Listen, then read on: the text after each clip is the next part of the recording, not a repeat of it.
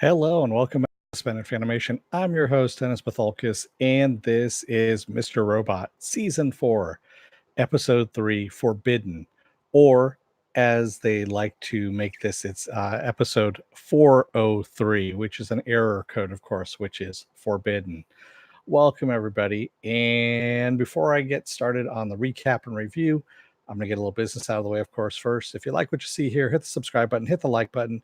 You can hit the dislike button. I just ask you to get out in the comment section. Tell me what it is you don't like. Don't give me shit like, it's stupid or, whatever. Give me some constructive criticism, some feedback about that.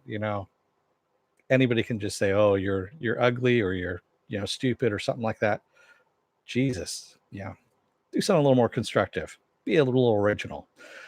Also, if you want to know when I'm going to be on live again next, you can hit the bell down below. If you've already hit the bell, don't hit it again. It will unclick it. You can go to the bell settings and get as many or as little notifications as you want. You can also go to my website, suspendedfanimation.com, and see the schedule that's up there. I change it out once a week. And I also have it mirrored on my Facebook page. I have a Facebook group chat page as well. And you guys can come in and post stuff and talk amongst yourselves there. I have a Twitter, I have an Instagram, and I have a Patreon page. I don't have a tier set up as of yet. I will at the end of this year.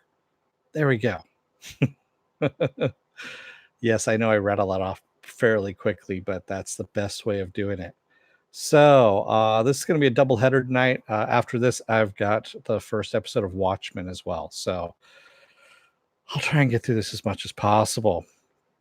So before we start here, brand new sign. Spoiler alert, I am going to spoil the shit out of the episode. If you have not seen the episode, go back and watch it and then come on back. And this will be a video you can comment down below in the comment section.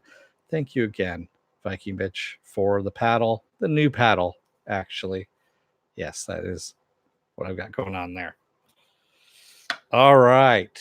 So we start off in 1982, and IBM is making a deal with China and basically Zhang. And Zhang's there with his interpreter, and he and the interpreter, he's actually flirting with the interpreter. They know each other in the biblical sense, shall we say. And he's basically telling IBM, and I want to say it's Mandarin. It might have been Cantonese. I don't know. I'm rusty on any of that stuff. That he's basically just going to steal all their intellectual property. That's all he wants to do with IBM. And so they're back in the hotel room, and of course, they're relaxing because they've just had sex and all that stuff, and they're talking about what's going to happen in the future. And as a result of this deal, that most likely Z is going to become ambassador to the US, and then they can do whatever they want. They can be whoever they want. They're seeing Boy George on TV there, and basically they can live who they really are instead of running around in secret since they're gay, and that's not looked favorably upon in communist China or in a lot of countries at this point in time.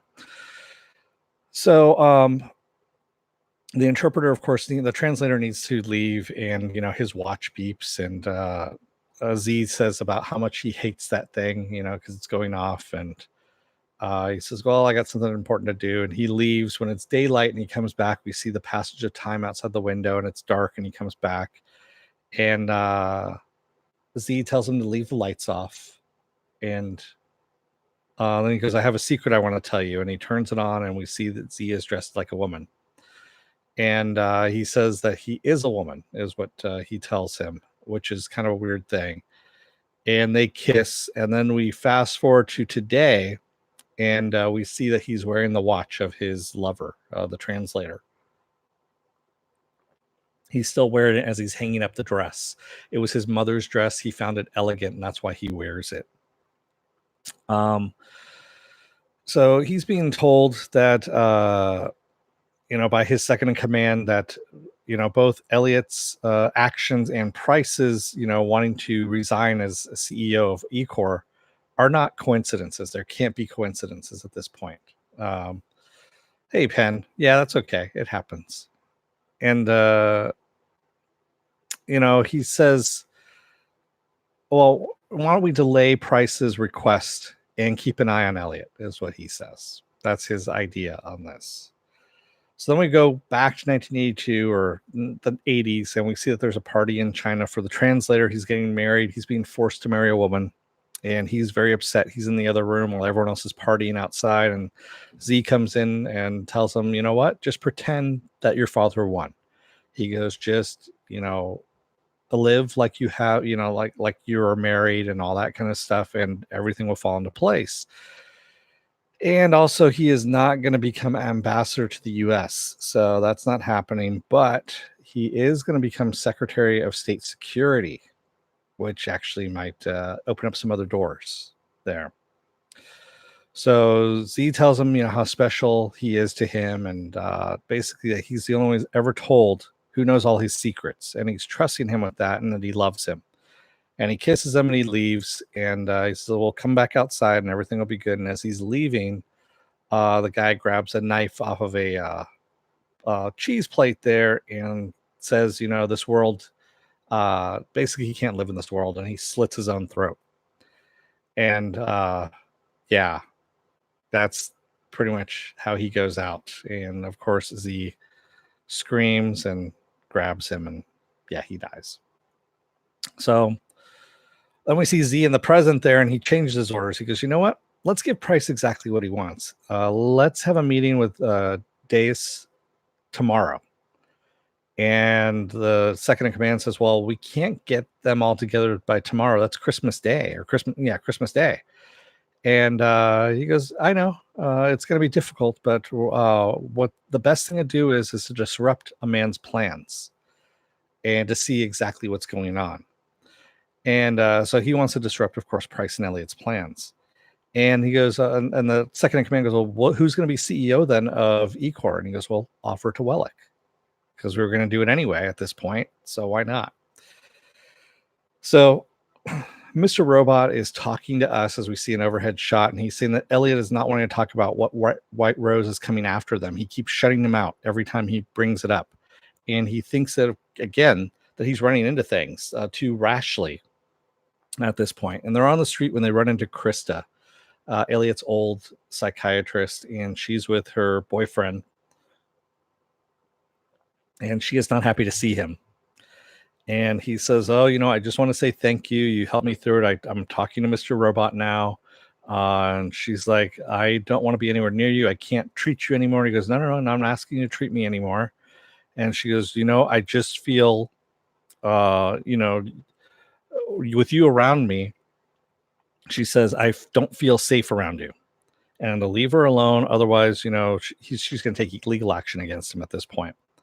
And he goes, I just want to say thank you for helping me out. And he walks away. And after he walks away, we see a guy who's taking a picture with his cell phone of what's been going on between Krista and Elliot at this point. So Darlene, in the meantime, finds a person named Olivia Cortez, who can gain access, physical access. They need to gain physical access to the Cyprus bank systems in order to get in. And Elliot says, you know what? She's going on a date because they've hacked into her day planner at least, and they can see that she's going on an OkCupid date. And he goes, okay, well, I'm going to break into her place, get access to her computer, and we can do it that way. And Darlene's like, no. I'm doing the B&E. You're going to stay here and be the code monkey. And he's like, no, you don't understand. This is some dangerous shit. And she's like, no, I'm going to do it. And so Elliot goes, you know what? I can't talk to her. You try, is what he says to Mr. Robot.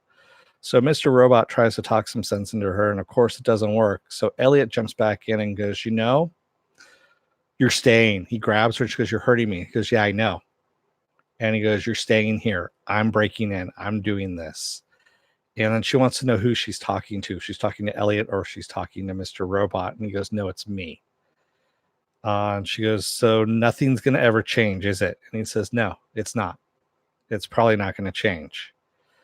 And he goes, if you have a problem with that, when I come back, if you're gone, you're gone, is what he says. And he leaves. Yeah. And the final thing was, actually, he tells her, I never should open my door when you knocked when you came back into town, which is some pretty cold shit at that point, And this is just the day after their mother has died as well. So Mr. Robot and Elliot break into Olivia's apartment, and they're searching, and he finds a bottle of Oxy and Elliot breaks into her desk, finds her computer, and he's hacking into it as Mr. Robot is looking at her personal stuff and her OkCupid date of Owen, and so he's looking at the profile and all that. Not very impressed with it. And Elliot says, you know what? They need they've got her credentials, but they need the security fob. There's a physical security fob to get in. It's no place in the apartment. And they said that most likely she has it on her because she is a mother. She's got a young child, and it's a job that she really is going to hang on to. So of course she's going to hang on to that key fob. And so Mr. Robot suggests a couple different ways of going around this thing. He's like, nope, we need it. We need the security access to it. And so they go over to the bar that Olivia is at, and they see that she's been stood up by her date Owen from the OkCupid date. And Elliot's telling Mr. Robot, that she's an oxy addict, and that if she gets caught again, she loses her kid. And he goes, well, what's that got to do with it? What are we going to do? We're going to blackmail her? And Elliot's like, well, I'm going to try something. He goes up to her and really kind of fumbles his approach. It looks at first like he's going to try and pick her up, but it doesn't go anywhere. And Mr. Robot jumps in and he starts being affable and saying, oh, you know what? He goes, I saw that you were, stood up. And he goes, on behalf of my species or my gender, I want to buy you a drink and make it up to you and all this stuff. And then he kind of leaves Elliot to pick up the slack after that. So we go back to Vera. Vera, in the meantime, is in a butcher shop stuffing chickens with bags of drugs, looks like heroin, and wrapping them up and giving them to kids to go and deliver out. And so the guy who is taking pictures of Elliot and Krista out on the street, tongue-tied, he was probably rusty, very, very rusty. Yeah, exactly, Joe Greer. So the guy who was taking pictures of Krista and Elliot out on the street comes in and says, he was having an argument. I found Elliot. He goes, why don't you just let me cap him, man? And Vera's like, no. He goes, I don't want to kill him. He goes, I want to work with him. Elliot's got something special going on inside of him. And he goes, I want to be a part of that. I want him to be a part of this. And he goes, what can you give me that I can use? And the guy's like, well, he was having an argument with his woman. We're like, okay, was it an argument? Were they happy? Were her nipples hard? All this kind of stuff. He goes, I don't know, man. He goes, but I took some pictures.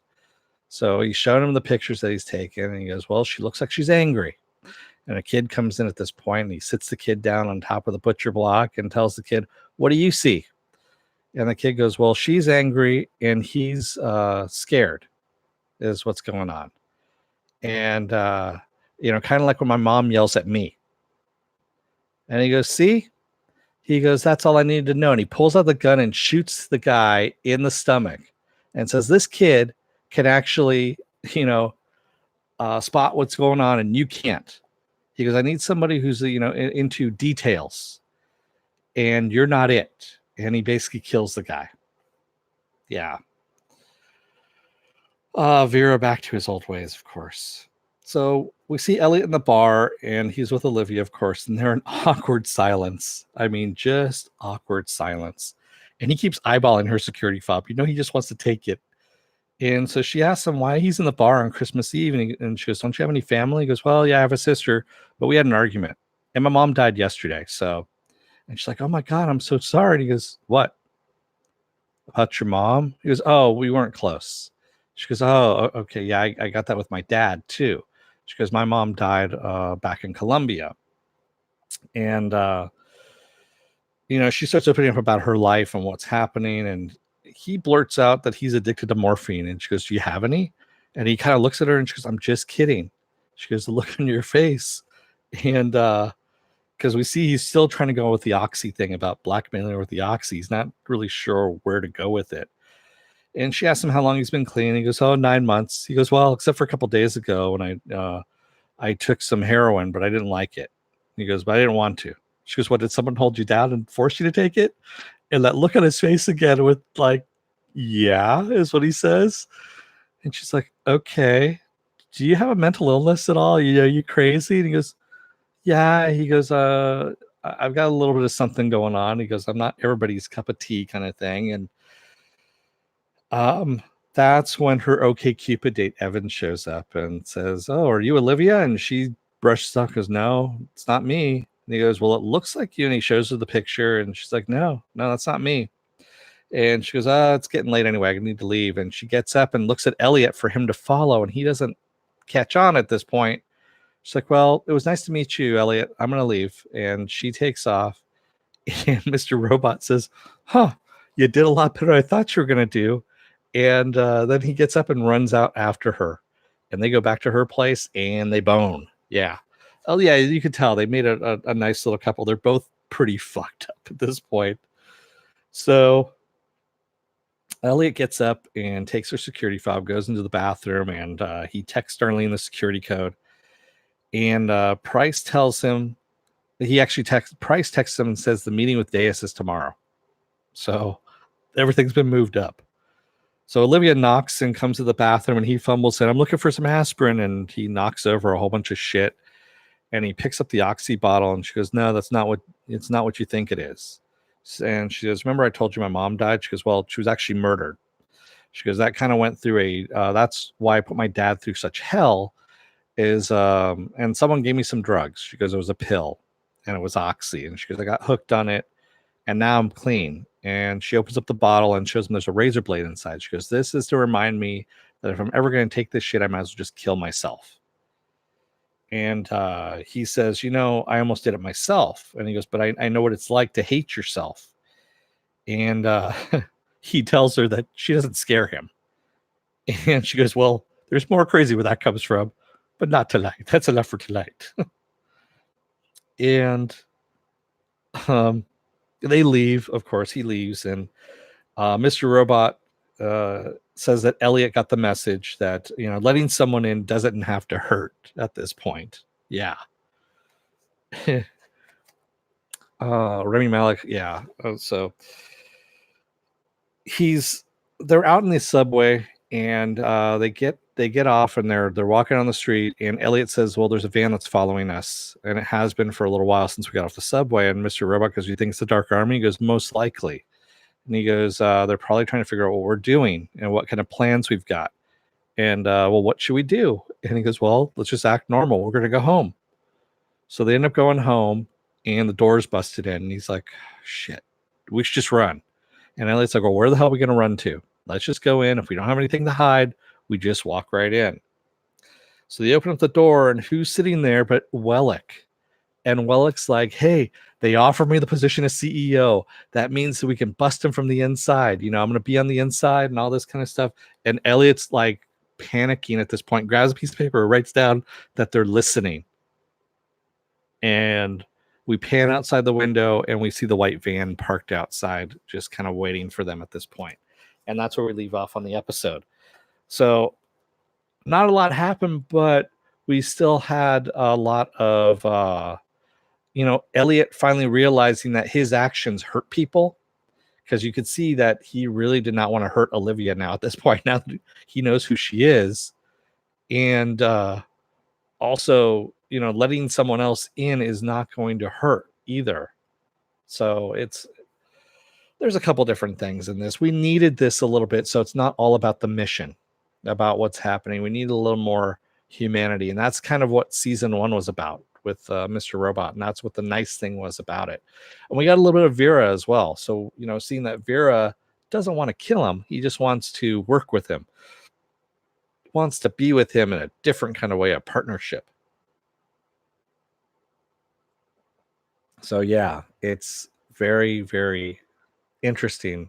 Not, like I said, not the most exciting of episodes, but it didn't need to be. And we also got a lot of backstory on White Rose, how White Rose, as we started off with the episode, it actually was doing a recap of Mr. Robot, what was on previously. And then there was a question as who is White Rose? And they keep asking it, who is White Rose? Who is White Rose? Who is White Rose? And then we go right into 1982, and we get a bit about White Rose and what's happening there. And that was a nice exposition to kind of get a little bit more explanation as to who White Rose was, who Z is, of course, as well, and the obsession with time, where that obsession of time came with. which was from his lover. And yeah, it's in the white dress as well, that the white dress came from his mother. And it was kind of a nice filling in the blanks, if you will, as we're getting along here. And this is all going to take place in 1 week, is what they said. It's either 1 or 2 weeks. I can't remember offhand. So these 13 episodes, that's what's going to happen here. And we're only 3 episodes in, and it feels like we've already been in for a season, which is really nice about this. It's one of those things. It's one of those shows that even the quiet scenes have a lot to say. And that's what's nice about it. This is what good writing is, what good direction is, sound as well, and all that kind of stuff. It seems like they finally went back to Elliot's theme. Yeah, they did. They did. Penn Farm Girl says it looks like Vera will be taking things to the next level soon. The poor psychiatrist. Yeah, I'm not looking forward to what's going to happen to Krista. I think Krista's boyfriend's dead for the most part. So, yeah. And yeah, I like Gloria Rubin as well. So, yeah, some good stuff, man. We got some good stuff in this one. Yeah, I know. This is only the 3rd episode. Exactly. And it feels like a lot more. We've had so much information, so much stuff that's been packed into these 3 episodes.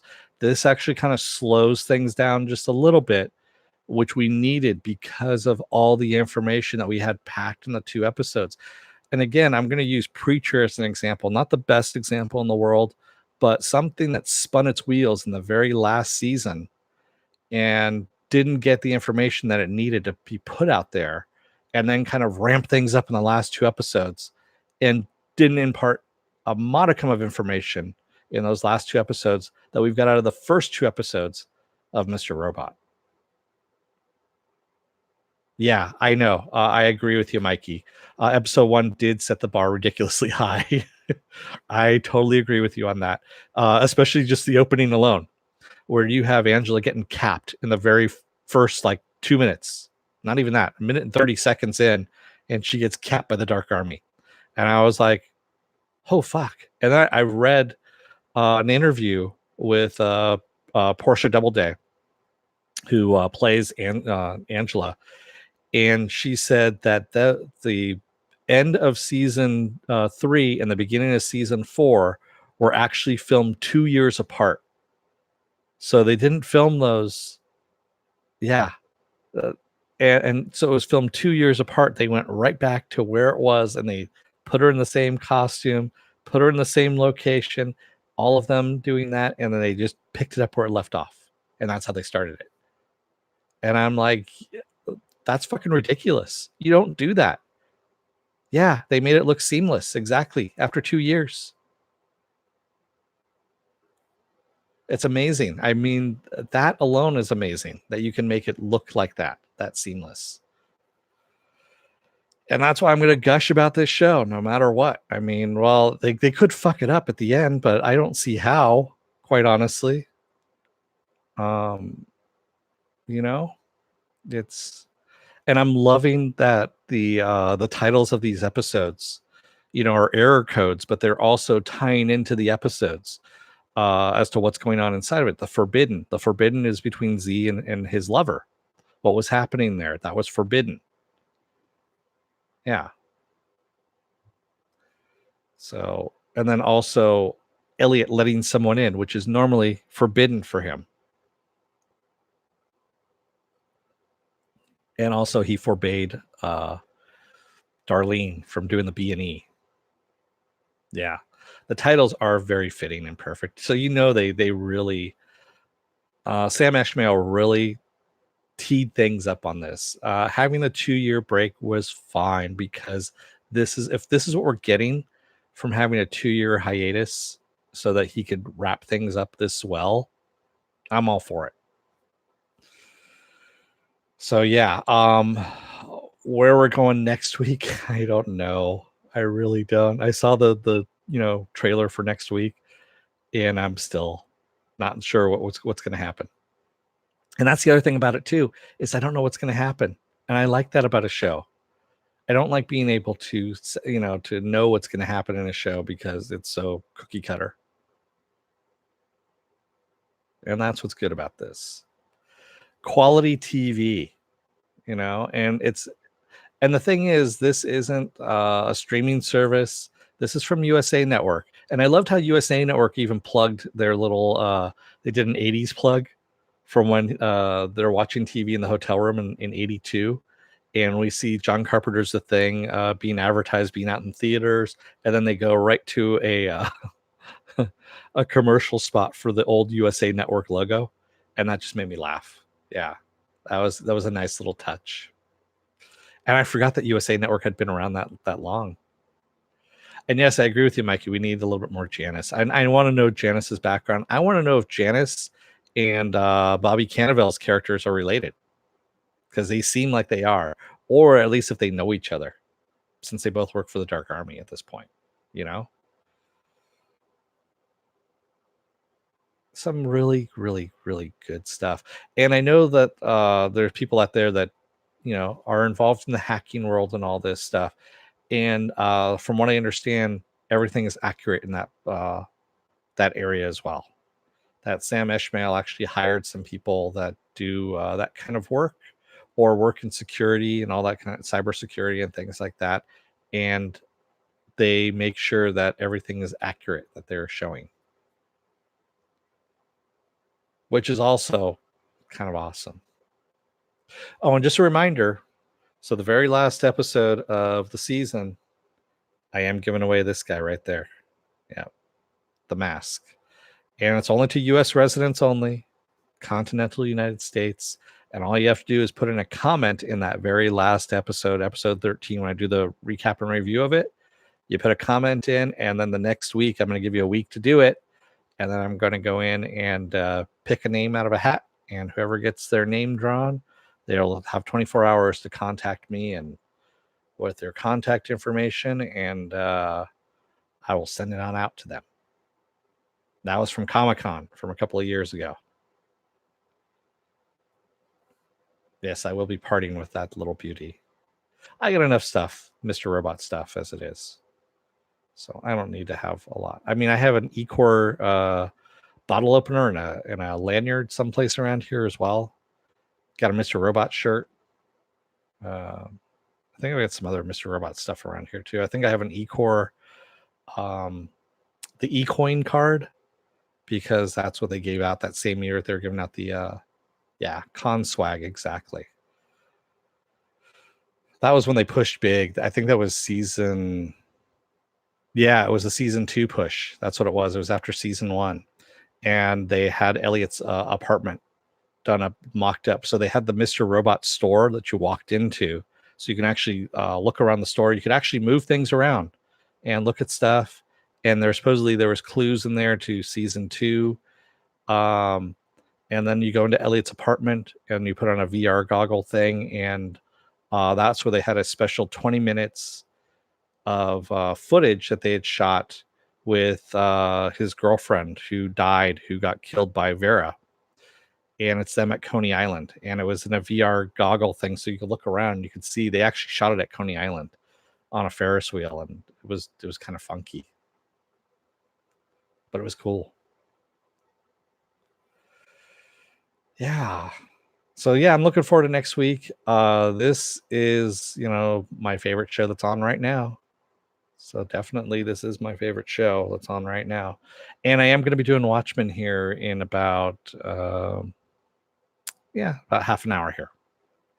So as a matter of fact, I'm going to sign off here and set that up so you guys can all get ready for that if you're interested in that. Let's see, that's next. Monday I'm off. Tuesday is It Worth My Time? And I don't know what I'm doing as of yet. I'll figure out what's happening. Yeah. Wednesday I'm off, and then Thursday is Feelings in Hallways, where I talk about the CW shows, the DC CW shows. I'll be talking about all of those. Friday, of course, is Titans. Saturday is Saturday Morning Blast Off. And then we come right back around the horn again, and we do Mr. Robot and Watchmen. That's right. Bring it on. Exactly. So hopefully you guys are all liking what you see here.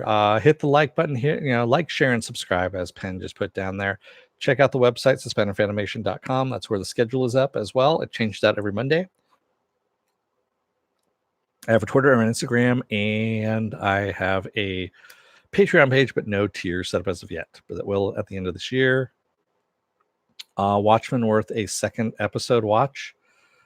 I'm gonna have to see where it goes, to tell you the truth. There's and I'll get into it in the Watchmen recap and review.